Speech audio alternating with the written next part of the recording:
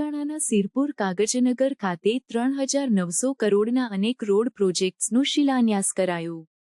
તેલંગાણાના સિરપુર કાગજનગર ખાતે 3,900 કરોડના અનેક રોડ પ્રોજેક્ટ્સનો શિલાન્યાસ કરવામાં આવ્યો. રોડ ટ્રાન્સપોર્ટ અને હાઇવે મંત્રી નીતિન ગડકરીએ આ પ્રોજેક્ટ્સ રાષ્ટ્રને સમર્પિત કર્યા, જે તેલંગાણાની કનેક્ટિવિટી અને વિકાસ માટે મહત્વપૂર્ણ છે.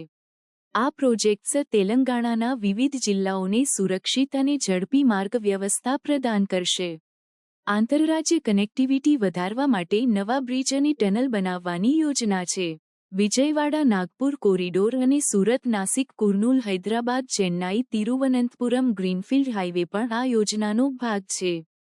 પ્રધાનમંત્રી ગ્રામ સડક યોજના હેઠળ ગ્રામ્ય વિસ્તારોમાં માર્ગોનું નિર્માણ ઝડપથી કરવામાં આવી રહ્યું છે. 5,000 કિમીથી વધુ હાઇવે તેલંગાણામાં બનાવવામાં આવ્યા છે, જે 32 જિલ્લાઓને જોડે છે. આ પ્રોજેક્ટ્સ રાજ્યમાં વાણિજ્ય, પ્રવાસન અને રોકાણ માટે નવા અવસરો ખોલશે.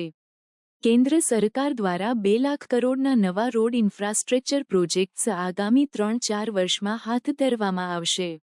આ પ્રોજેક્ટ્સ રાજ્યના પાછળ પડેલા વિસ્તારો માટે વિકાસ અને રોજગારના નવા દરવાજા ખોલશે. નીતિન ગડકરીએ તેલંગાણાના વિકાસ માટે કેન્દ્રની प्रतिबद्धता व्यक्त करी. मैं यहाँ जो आया हूँ विशेष रूप से रूरल डेवलपमेंट का और उसके साथ स्पिरिचुअल साइंस का जो सेंटर दाजी जी के मार्गदर्शन में चल रहा है, वहाँ मैं विजिट करने के लिए आया हूँ. मैं खुद एग्रीकल्चर में काम करता हूँ और 4 चीनी मिलें चलाता हूँ, ऑर्गेनिक फार्म में काम करता हूँ. आज ये जो बायोचार का प्रयोग हुआ है, जैसे व्यक्ति के लिए ऑक्सीजन आवश्यक है, वैसे बायोचार हमारे क्रॉप प्रोडक्शन के लिए आवश्यक है. धीरे धीरे टेक्नोलॉजी बहुत बदल रही है. मैं अक्सर 2 बातें याद रखता हूँ कि innovation, entrepreneurship, science, technology, research, skill and successful practices, we name it as knowledge, and conversion of knowledge into wealth is the future.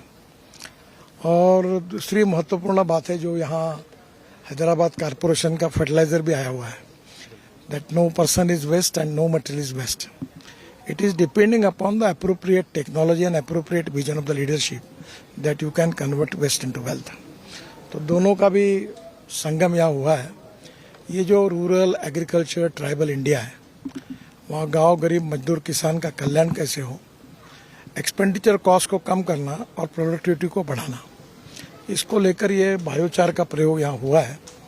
मैं भी थोड़ा बहुत इसमें काम करता हूँ और इसका महत्व जानता हूँ. ये बहुत उपयोगी है और हमारी ज़मीन में जिस प्रकार के हमारे पास फर्टिलाइज़र हम यूज़ करते हैं, तो केमिकल फर्टिलाइज़र यूज़ ज़्यादा करने से ज़मीन खराब होती है.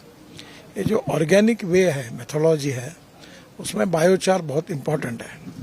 और हमारे यहाँ जैसे जो एग्रो बायोमास है, जैसे cotton straw, wheat straw, rice straw, bagasse, तो इसका क्या होता है कि हम लोग इसका कुछ कर नहीं पाते, कुछ तो जानवर भी नहीं खाते, तो इसको उपयोग करके इसका बायोचार बनाया. और ये बायोचार के बाकी भी उपयोग बहुत ज़्यादा है, जैसे दाजी जी ने बताया है, पर एग्रीकल्चर में इसका उपयोग बहुत ज़्यादा है. और मैं खुद इसका अनुभव करता हूँ. मेरे यहाँ 1 एकड़ में 88 टन गन्ना हुआ और 1 एकड़ में 14.5 क्विंटल तूर हुई. It is because of biochar.